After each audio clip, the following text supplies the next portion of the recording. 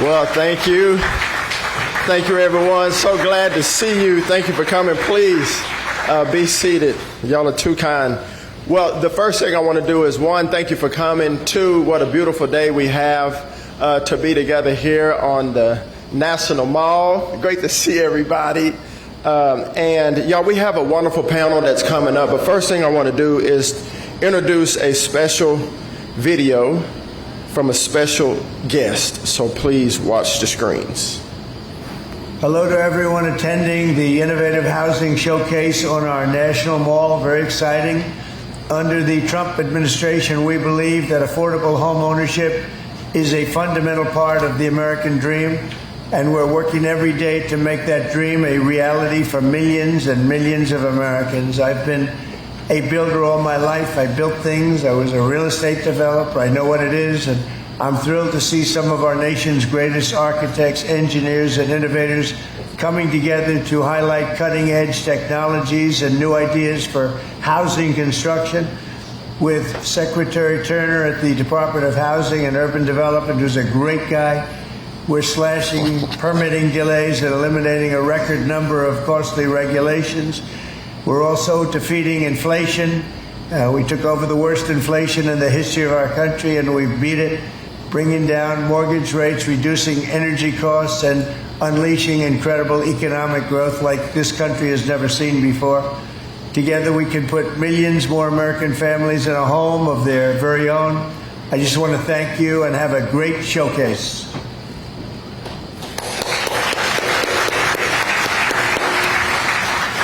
Well, thank you, Mr. President. Now, y'all, I have a wonderful privilege of bringing up my dear friend and just a great mentor to me and so many. He was the 17th Secretary of Housing and Urban Development. He was the leader of pediatric neurosurgery at Johns Hopkins for nearly almost 30 years. He's the chairman of ACI. He is the vice chairman of the Religious Liberty Commission, of which I have a privilege of serving on with him. And his name is Dr. Ben Carson, and he's going to come and address us now. So please welcome our dear friend and the 17th Secretary, Dr. Ben Carson.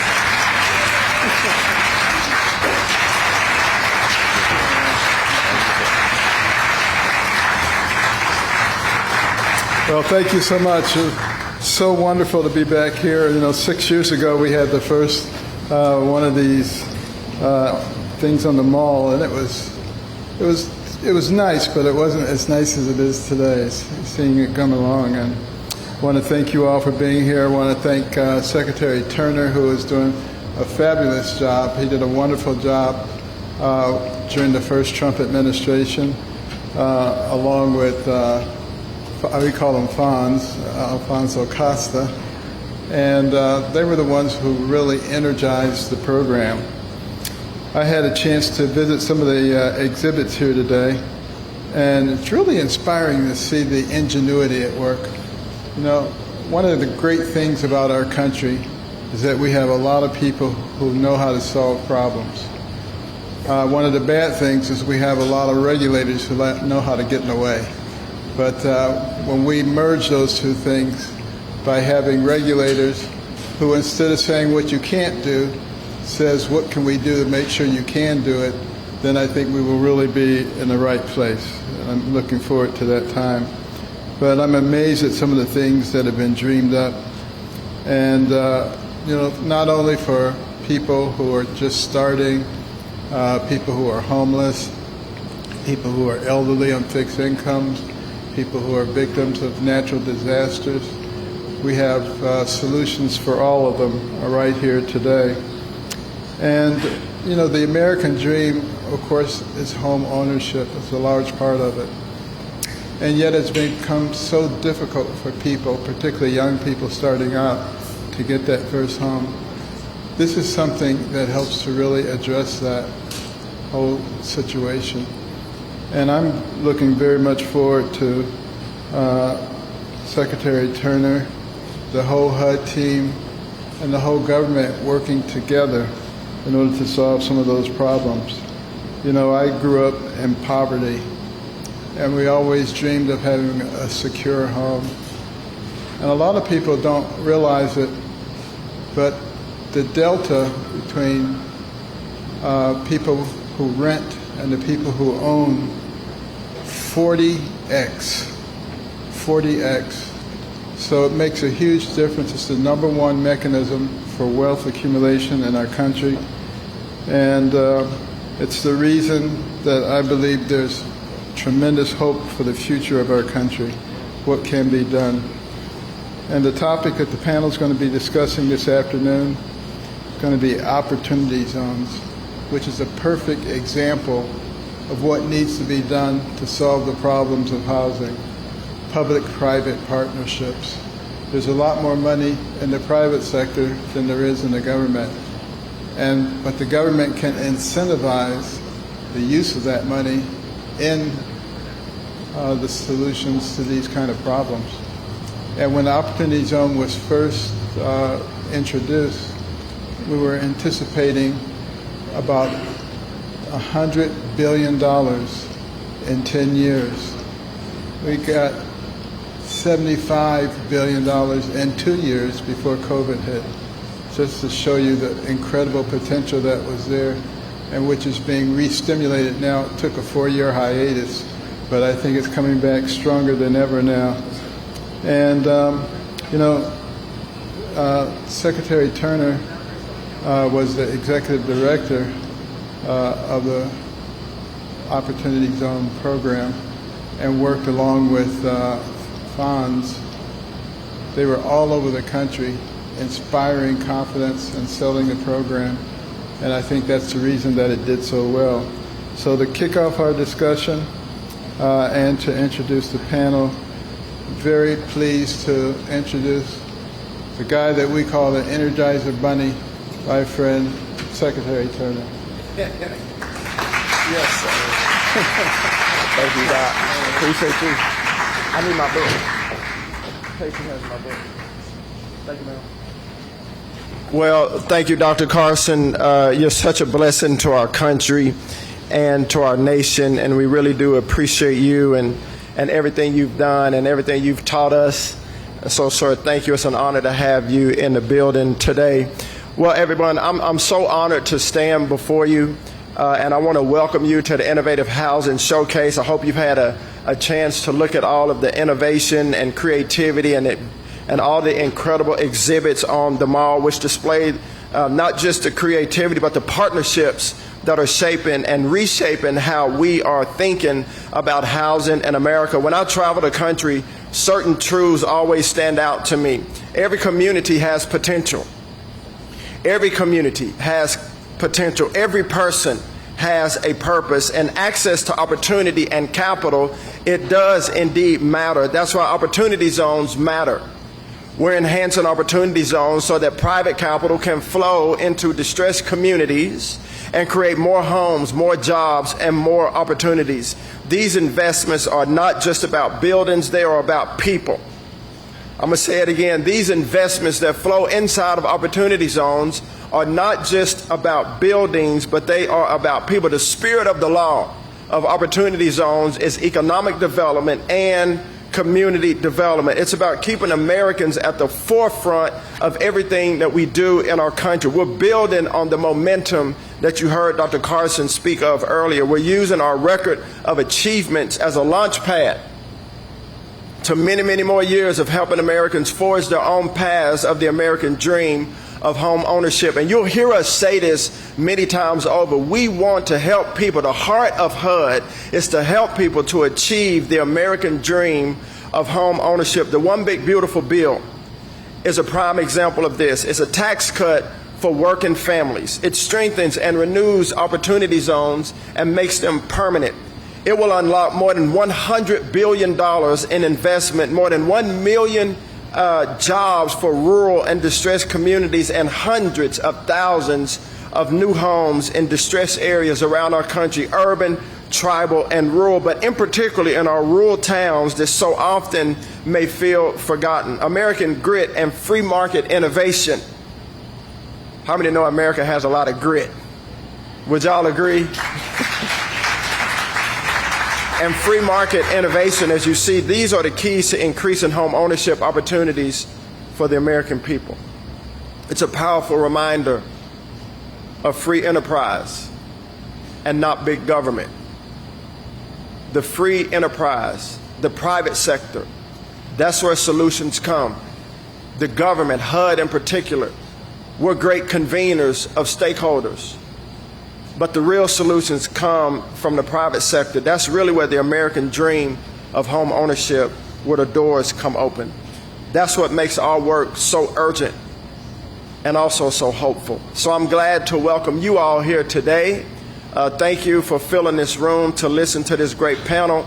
I have some great friends and colleagues that are going to come out and talk to us about opportunity zones and how we are capitalizing on them and strengthening America. The first person that I would like to introduce, and you heard Dr. Carson allude to him, we call him Fonz, but his name is Alfonso Costa Jr. He used to be the Deputy Chief of Staff in the first Trump administration under Dr. Carson. He is a tremendous foremost expert on opportunity zones, and he taught me everything I know about opportunity zones. He traveled with me in different parts of the country to promote this great policy. He currently serves as a Chief Operating Officer of the Falcone Group, and he is a distinguished HUD alumni. The next person is Ms. Jill Holman. Jill is a great friend of HUD. Let's give Fonz a round. Hey, Fonz. Yes, sir. The next is Ms. Jill Holman, who's a great friend of ours, a great colleague, has been involved in opportunity zones from day one, is a tremendous mind and strategist as it pertains to opportunity zones. She now is with America First Policy Institute, and she is a leader in shaping the policy and bringing projects, literally bringing projects to life. Jill has been a great friend and colleague to me, our team at HUD, and to our country. So please welcome Ms. Jill Holman.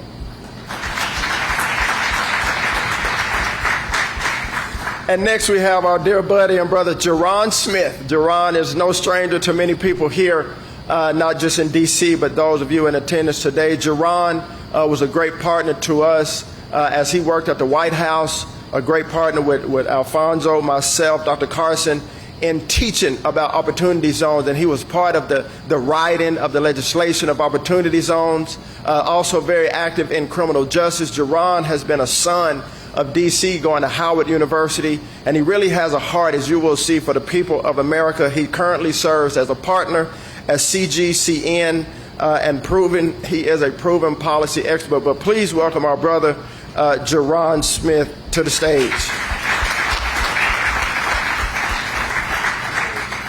Y'all, please be seated. So, I look forward to this discussion, and I hope that you also look forward to this, as these are tremendous friends, but experts as it pertains to opportunity zones. All right, family. How's everybody doing? Doing great. Good. Well, first of all, what I want to do, why don't y'all give like a 1 or 2 minute greeting? Fonz, we'll start with you. Just greet the people here, and then we'll get to our round of questions. Thank you, Secretary Turner and the U.S. Department of Housing and Urban Development for having us here today. As Secretary Turner mentioned, my name is Alfonso Costa Jr. I currently serve as the Chief Operating Officer of the Falcone Group. We're one of the largest real estate developer and investors headquartered in South Florida, but nationwide we develop and invest in commercial real estate all throughout the country. I am a former HUDster, HUD alum, under the tutelage and leadership of former HUD Secretary and Dr. Ben Carson, as well as his entire incredible team, a lot of which are back today at HUD under the leadership of Secretary Turner. And it's really an honor and a pleasure for me to be here today. It's really a full circle type moment given all of the efforts and time we spent on the Opportunity Zones Initiative back from 2017 to 2020. So thank you for your time today, and I look forward to the conversation. Excellent. Thank you, Fonz. Ms. Jill. Jill Homan, and I'm Deputy Director for Economy and Trade at America First Policy Institute. So really honored to be here as well, and remember spending time back in 2018 and seeing the Secretary on the road and Jerron attending all the events with Alfonso. And so my perspective with opportunity zones is I've been a partner on several opportunity funds, so I've seen it as an investor who allocates capital. I've sponsored projects, so I've been a real estate developer with several projects, and then have advised family offices who've allocated capital with OZs, and then at America First Policy Institute have advised on policy. So it's really both on the policy side and the investment side. That's been my experience, and I think this is as President Trump had said, the most significant economic development tool ever, and I agree with that. Thank you, Jill. Jerron. How's it going? Jerron Smith. It's an honor to share the stage with this illustrious panel and my favorite secretary. Yes, don't tell Brooke that. Okay, Secretary Rollins. But Jerron Smith, I'm from Cleveland, Ohio. I served in the last Trump administration as a deputy director for domestic policy. Worked on a number of different things, including opportunity zones and the First Step Back and work around HBCUs, and also had the privilege of working on PPP and the CARES Act as we dealt with the pandemic. But my most favorite job was working with the White House Opportunity and Revitalization Council, where Secretary Turner served as the executive director. We got the opportunity to be on the road and really put our feet to the plow, all across America as we try to cultivate an environment around opportunity zones. Right now I serve as a partner at CGCN Group. I have a multi-client practice. In my years of working in Washington, 4 years in the White House, 10 years on Capitol Hill, I've become a generalist on most issues, but what I care most about is my social impact practice, which allows me to continue to work on opportunity zones through the Opportunity Funds Association, as well as do advocacy around public safety, and also helping our historically black colleges and universities around their workforce of the future innovation challenges. And so I'm honored to be here, and I look forward to being a part of this panel. excellent. So as you can see, this is a wonderful, distinguished panel, and I'm glad just to be on the stage with you three. So Fonz, let's start with you. We'll go through our round of questions, if you will. Fonz, how have you seen Opportunity Zone capital utilized to integrate housing with mixed-use, transit-oriented, and/or workforce housing models? It's a great question, Secretary Turner. From day one of the Opportunity Zones initiative, I think we've seen firsthand how powerful of a tool it can be for housing supply, whether it be affordable workforce or even market rate housing. And there's been a multitude of projects that we've seen, developments across the country. And some of them, if you actually go to opportunityzones.gov, that's opportunityzones.gov. It's a website that was created by the HUD team several years ago and is still in existence, that has a really good showcase of a lot of different case studies of projects and also actions that the federal government's taken to support opportunity zones, which we'll talk about further later on. But in terms of certain projects that I've seen that have done a really good job of utilizing qualified opportunity fund capital to spur or enhance transit-oriented development and or workforce housing, a few that come to mind, specifically the Baltimore Penn Station redevelopment that a group called Blueprint Local helped revitalize with additional commercial retail and office space alongside a pretty robust investment from Amtrak in the city of Baltimore, all in an opportunity zone. Also in downtown Atlanta, the Centennial Yards project led by the CIM Group in partnership with the city of Atlanta, a 50-acre master plan mixed-use community with more than 1,000 residential units, of which there's a set-aside for affordable and workforce housing, along with approximately 1 million square feet of commercial retail, an entertainment hub, really a thriving cultural landmark and destination in downtown Atlanta right next to the Mercedes-Benz Dome that's going to have a tremendously positive impact on the local economy there, and in close proximity to 4 MARTA transit stations. So I think those are 2 great examples in 2 major metropolitan cities that we've seen in urban core in terms of revitalizing certain underutilized or less invested communities, whereby Qualified Opportunity Fund capital has done both to enhance what's already been created from existing transportation and or created new affordable and workforce housing. Awesome. And thank you, Fonz. You know, and Fonz and Jerron and I, when we traveled around together, and you see these areas that are by local transit, be it the train, be it the bus system, be it the highway system, and how investors have utilized that, Jill, to build, you know, these projects. So because transportation is a problem, you know, in a lot of, in particularly urban cities in opportunity zones. So thank you, Fonz, for bringing those to highlight. So Jill, how are opportunity zones being used to drive cost-effective housing development, especially in markets struggling with high land, labor, and capital costs? Now, this is a loaded question, and we all feel it. Yeah. Right. So, but give us your thoughts on that, Jill. It's something that's really an acute problem that folks are facing right now, both on the developer side and the capital side. And what I'd say is first, you know, the Opportunity Zone tax incentive, investors get a series of tax benefits for investing in these designated low-income communities. And in one of the ways, and one of the components of a budget is the cost of capital. So you quite simply, you have your land, you have your hard costs, your soft costs, and then your cost of capital. And to the extent you can make one of those elements cheaper, it makes the overall cost cheaper, and it means investors it enables the capital to receive a different return. And so by pairing opportunity zones with other tax incentives, for example, new market tax credits, low-income housing tax credits, that can help bring the cost of capital down. Secondly, the tax incentive by its nature requires a long-term hold.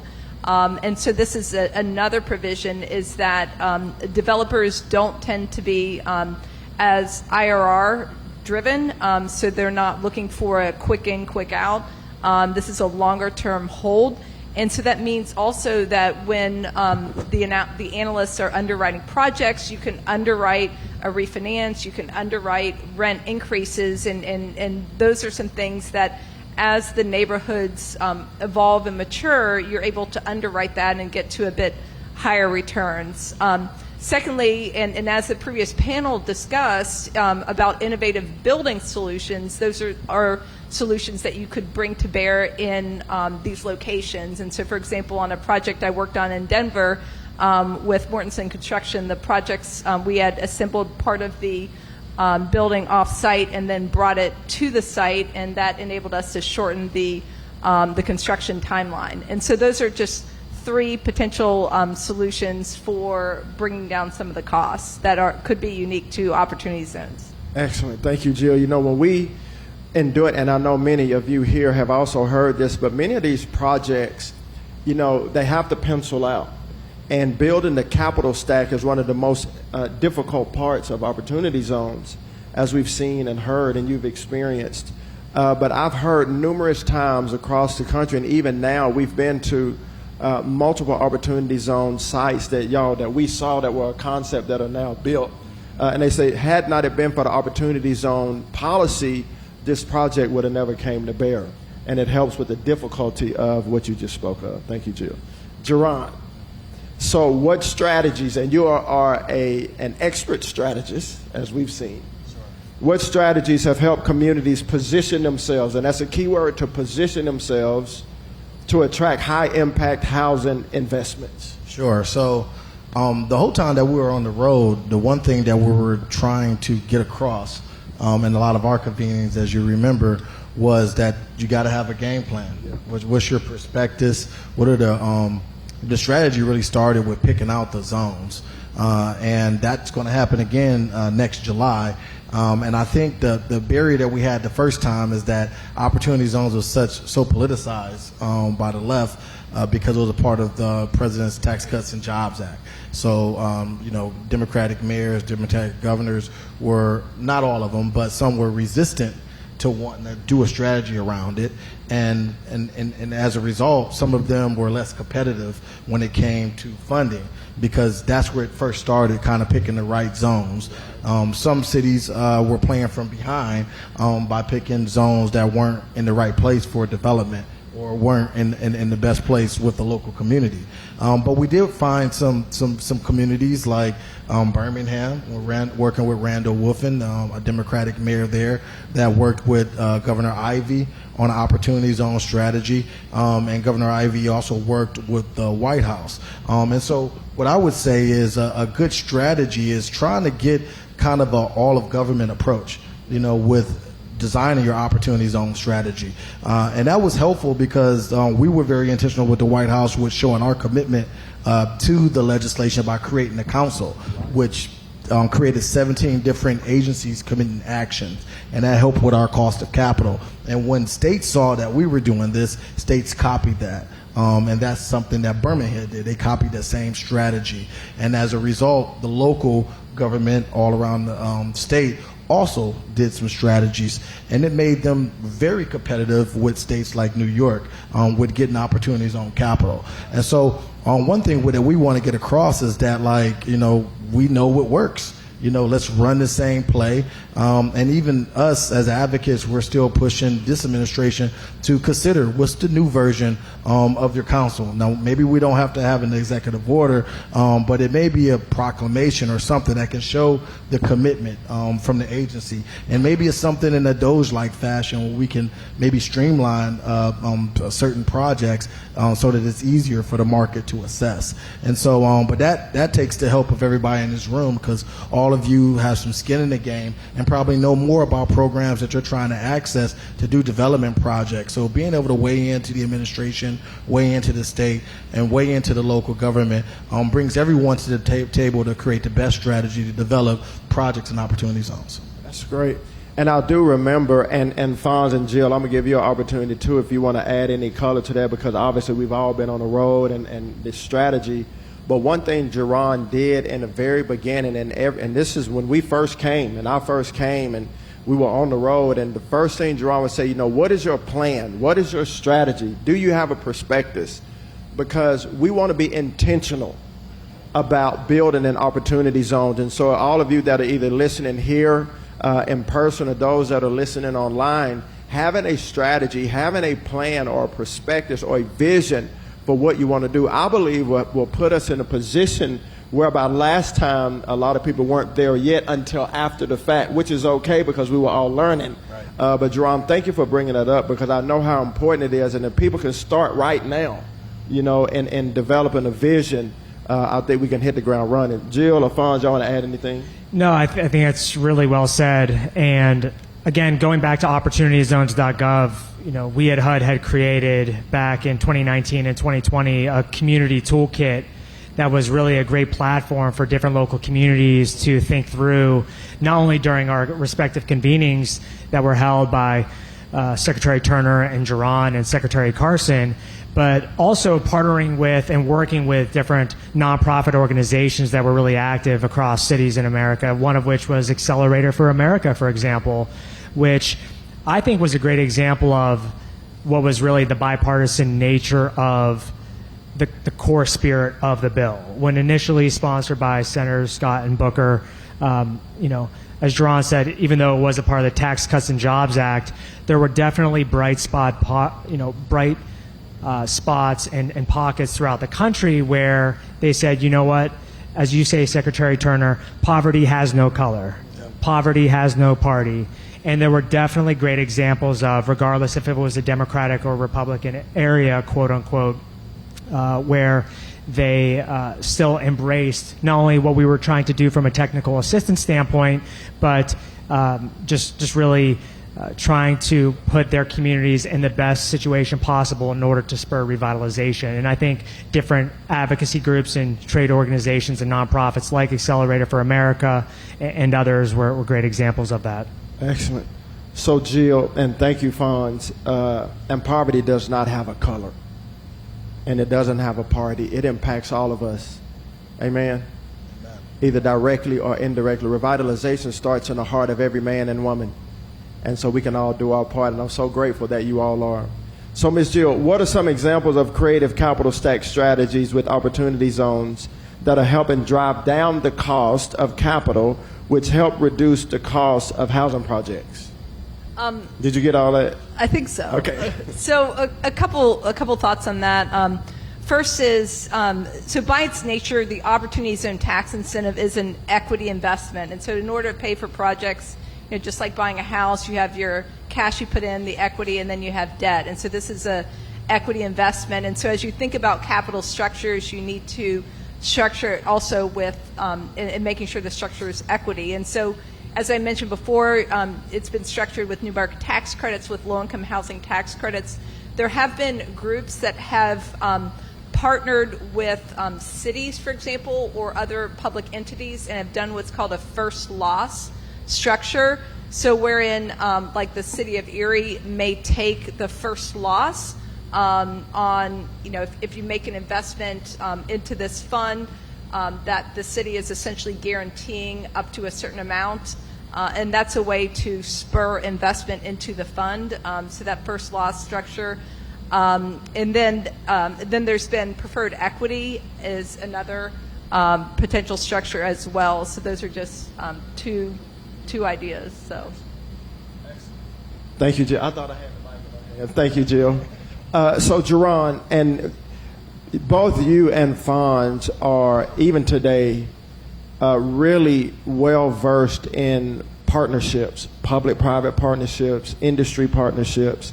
And so, Jerron, I'm going to kick this to you, and then I have a two-part for you, Fonz. But I want you guys to talk about, Jerron, what role do strong local partnerships play in making these investments that Ms. Jill is talking about both effective and enduring?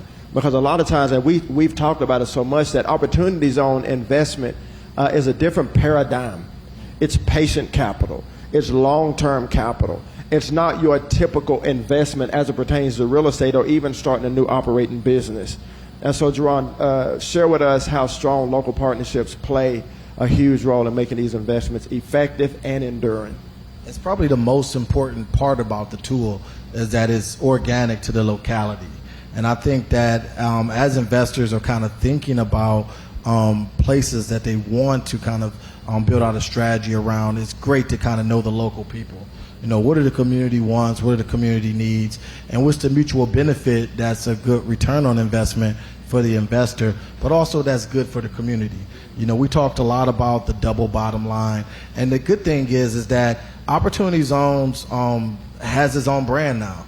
And I think that even if it was something you may have disagreed with 5 years ago, 6 years ago, you see the value of leveraging the tool. And so I think some of the challenges that we had last time around won't be the challenges now, because I think every local leader wants to figure out how they can leverage this tool to do best by the community. Now, they may not give credit to Opportunity Zone project, but they may say that, like, we have to use this tool and to our best of our ability. And so it creates those unique partnerships. But the beautiful thing about our country is that it's so diverse.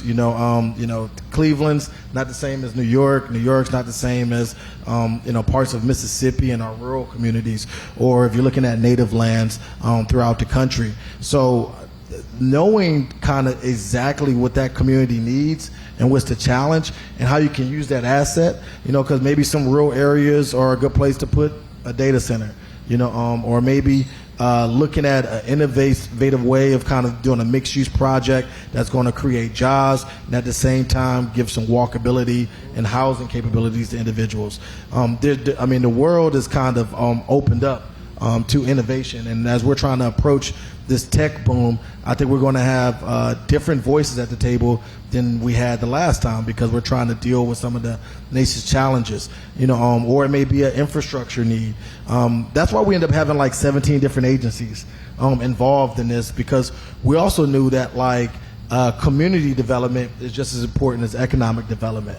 And so it's about thinking outside the box and building around this tool. But it all starts with those local voices and figuring out how we can make some real dominoes fall to catapult the best and the brightest in every community around the country.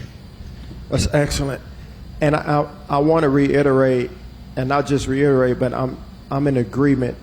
And I said it in my opening remarks. This is about the American people.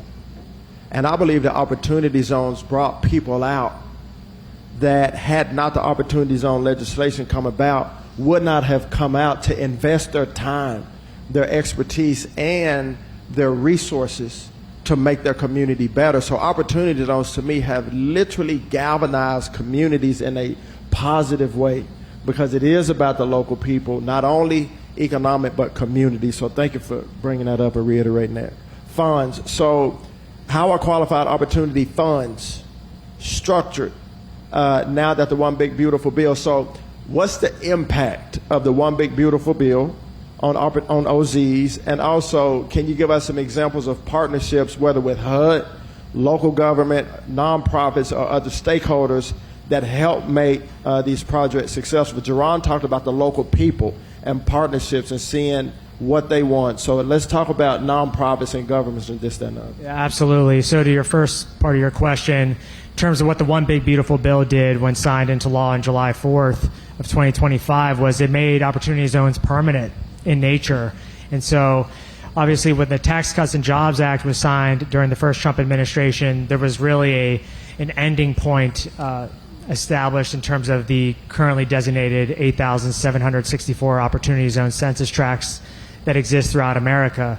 Now with the signing of the One Big Beautiful Bill, OZs are now made permanent.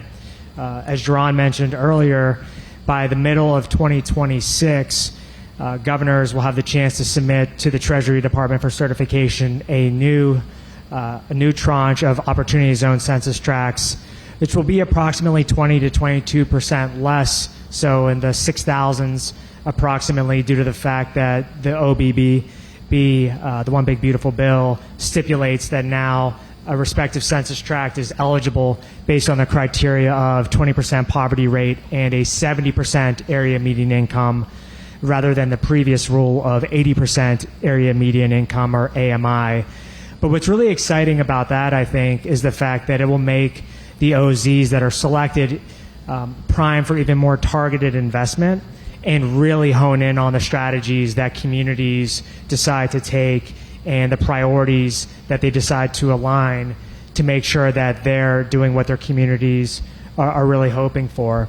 And when the new tracts come into existence come January 1st, 2027, Qualified Opportunity Fund investors will have the ability to invest into qualified opportunity funds, receiving, based on a 5-year hold period, a 10% step up in basis, similar to the previous iteration of opportunity zones.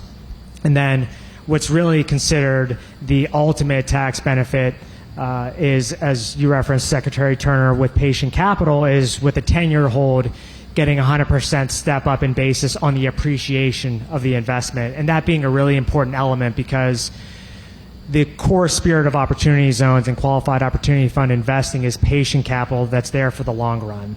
And so when you have investors and you have a vision that's really meant to be there for a longer period of time, it creates more mutual alignment. And I think one thing we learned during the first administration was that cities realized pretty quickly that opportunity zones wasn't a magic wand that was going to make investment flow through immediately.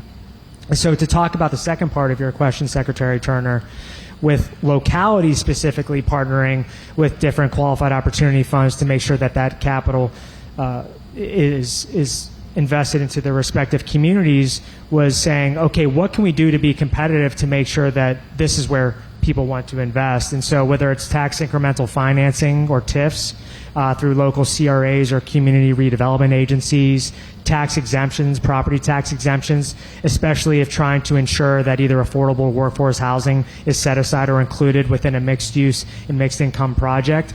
Those are all things that we've seen throughout the country. And there's also different programs out there depending on the state or the city that you're in. I live in Florida, and the Live Local Act is a statewide piece of legislation that was originally passed in 2023 and has subsequently been amended twice. And it helps encourage the investment and development of affordable and workforce housing, both at levels up to 80% AMI and then also up to 120% of AMI. For a certain period of time, whether it be for 30 years all the way down to 3 years, depending on which part of the bill you're utilizing. But those more locally driven and state-driven programs are a great way to incentivize investors that are looking at opportunity zones to not build necessarily luxury housing, right? Because what's really important is that, and again, going back to the initial mission of Opportunity Zones, is to make sure it's revitalization that's occurring for the existing residents and for the local businesses that are there and thriving, and helping them get to the next level in terms of success and sustainability and building long-term success. And in terms of what HUD's done, both under the leadership previously of Secretary Carson and now under the leadership of Secretary Turner, is looking at your existing authorities and programs and saying, what can we do to further encourage investment into these historically distressed communities? So that's lowering application fees on multifamily mortgage insurance programs, making sure that you have the most senior underwriters focusing on processing those applications. Also doing things such as making sure that NOFOs, or notices of funding opportunity, or NOFAs, notices of funding availability for various programs, have priority or preference points for census tracts that have been designated as opportunity zones.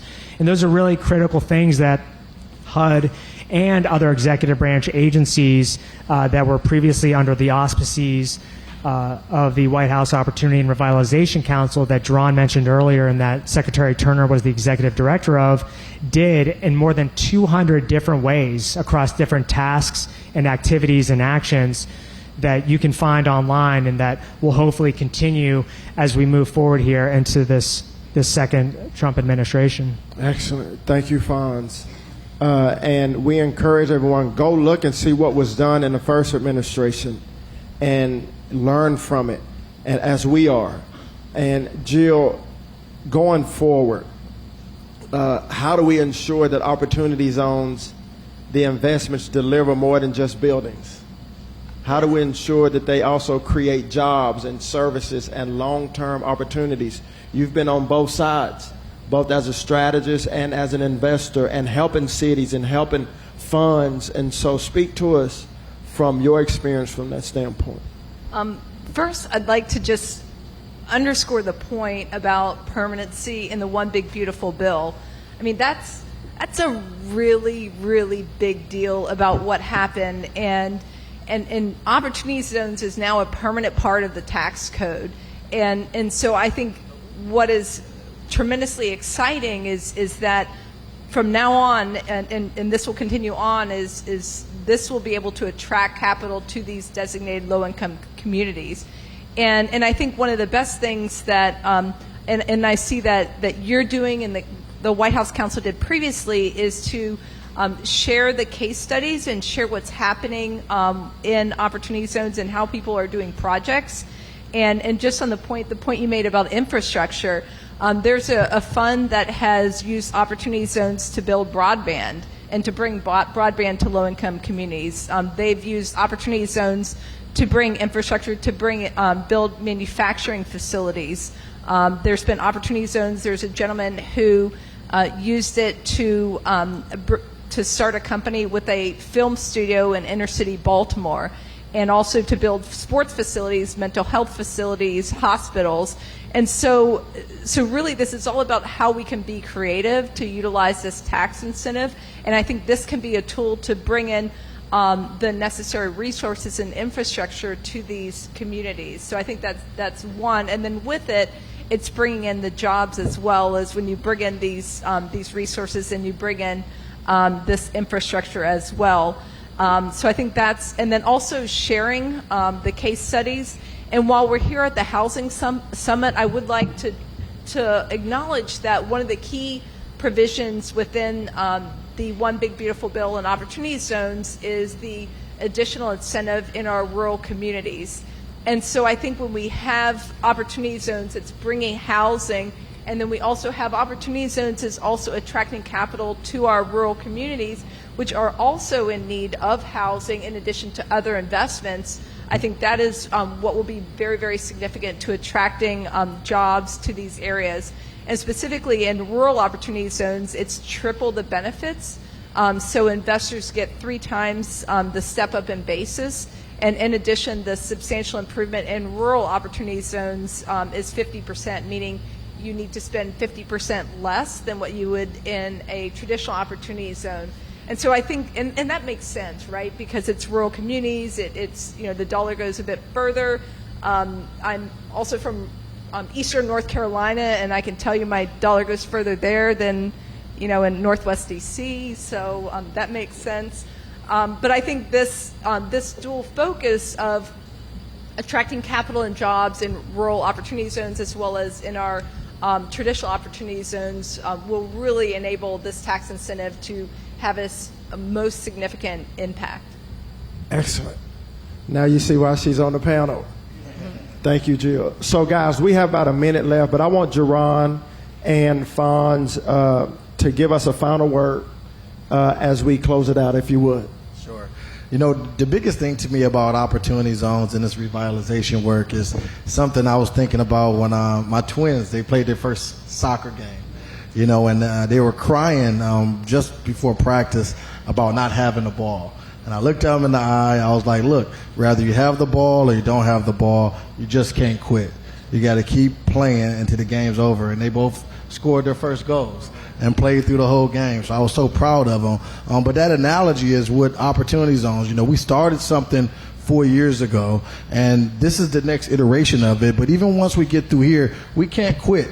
Because America needs these underserved communities so that we can continue to be the best and brightest country in the world. We need all people on the field. And as long as we have these kind of disparities that exist in rural communities, that exist in urban communities, we need to continue to be innovative. It's not a one-stop shop. Let's just keep doing it until we get the job done. And that's what Opportunity Zones is all about. It's about that creativity. It's about bringing those ideas. It's about figuring out ways that we can help more Americans be a part of the American dream. Strong, Jerron. Thank you. Fonz. I couldn't agree with that more. I would also say, a lot of everyone in this room, you're a leader in your respective communities. And what's really important under the leadership of Secretary Turner and the Trump administration is the mindset of we're one team. Secretary Turner, you've had a very storied career across multiple industries, whether it's a professional athlete, a government official, a businessman, a foundation head, along with the wonderful Miss Robin Turner. And what I would say is that there's this perpetual theme of one team. And I really encourage everyone in this audience, and when you go back to your respective communities, is to encourage your local anchor institutions, your local leaders, and your peers to say, hey, what are we doing about the opportunity zones that we've been designated thus far, and how can we prepare over the course of the next 8 to 9 months leading up to mid-2026 to encourage the different nonprofit organizations and municipal agencies and program offices to prepare in anticipation of submitting the newly designated census tracts to your respective governor's offices before they're certified to the Department of the Treasury, because time will move very quickly. And what's really special about this time around is the ability to have the foresight and learn from all the different case studies and things that have transpired over the course of the past 7 years to say, how can we do better? How can we continue to enhance on our priorities and accomplish the things that we want to, and go from there? And I see a familiar face in the audience, Todd Richardson, who, along with the great leader John Gibbs and the Policy Development and Research Office at HUD, they have also created through their Cityscape print, one of their journals is also various case studies in addition to what you can see on opportunityzones.gov to see what's transpired across the nation and to share those stories with people you come across with, because community development is such a key part of what HUD does and what the federal government is meant to further. So thank you again, Secretary Turner, for having us here today. Absolutely. Ms. Jill, you want a final word? I thought it was well said. So I think it's really, I would just echo what Alfonso said in that encourage and be part of the process. And we have the zone designations take place on July 26th, or July 2026. So I think that's very, very well said. Excellent. Well, y'all, let's give them a big round of applause, please. Yes. Thank you. And, Jerron and Jill and Fonz, thank you for making an investment of your time to teach us and to share your experience with us. I believe that the next tranche, the next phase of Opportunity Zones will be greater than we can imagine. So God bless each of you. Thank you for your work. And y'all, thank you for being here. God bless you.